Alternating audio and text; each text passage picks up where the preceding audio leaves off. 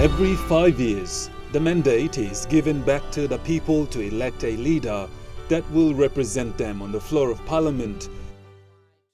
It's an important process in any democracy such as Papua New Guinea. PNG, country belong to me.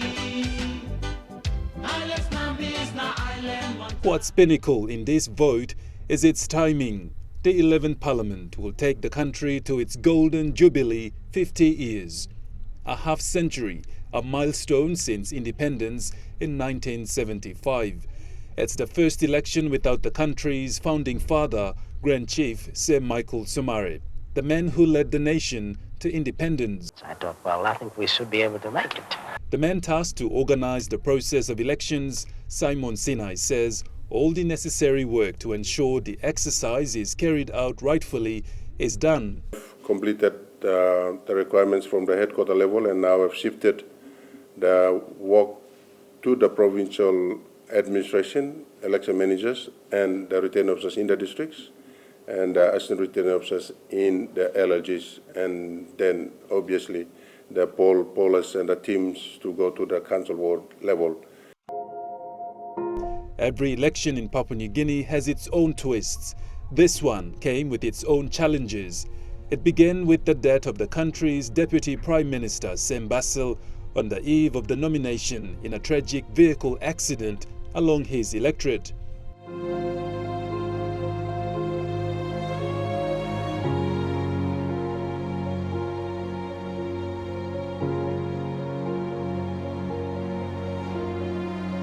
Prime Minister James Marape is seeking the Electoral Commissioner's blessing to effectively delay the process by a week. The respect was accorded to the late Deputy Prime Minister from Bulolo. He was the first in the nation's political history to pass away in office while serving as Deputy Prime Minister. As his casket was transported to his final resting place, elsewhere in the country, nominations were underway, signaling the start of the process of election. The cultures, sing-sing and overloading of vehicles all on display as campaigning was underway. All parties put in their best campaign and policies, but with the struggling economic times, funding took its toll on political parties. Many, including the Electoral Commissioner, says it's been a quiet campaign. Legal aspects of the election came into the picture after the Supreme Court ruled an electoral law of 2002 wasn't being followed. That sent headwaves. It meant those with criminal convictions were now disqualified. At least 3 were identified and their nominations revoked. While the nation is polling, quietly observing with election observer groups, ensuring the women and the vulnerable in our society, like those living with disabilities, also has their voices heard. This is what Commonwealth Observer Group team leader and former president from Nauru had to say. Any elections have to be fair. You have to see whether all sectors of this society, the groups of women in particular, people with disabilities, those sorts of things that are properly addressed.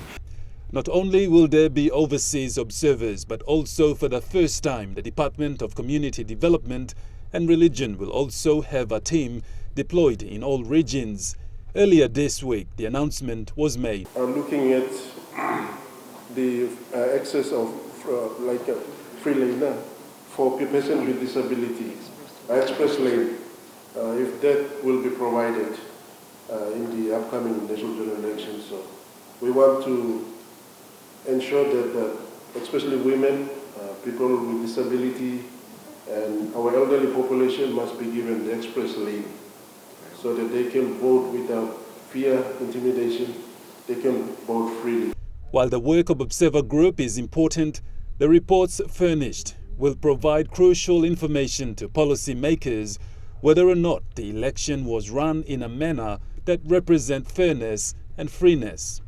Secretary of Community Development and Religion is adamant that the report by his team will not collect dust at Waigani. I will continue to pursue to ensure that we get those documents fully realized. One of my aims is that as soon as we conclude the national general elections, I want to target the entire women who contested the election. This sets the stage for an important choice to be made by citizens when polling begins tomorrow. Your vote matters on who should represent you when the 11th Parliament rises and takes us to the 50th Jubilee anniversary.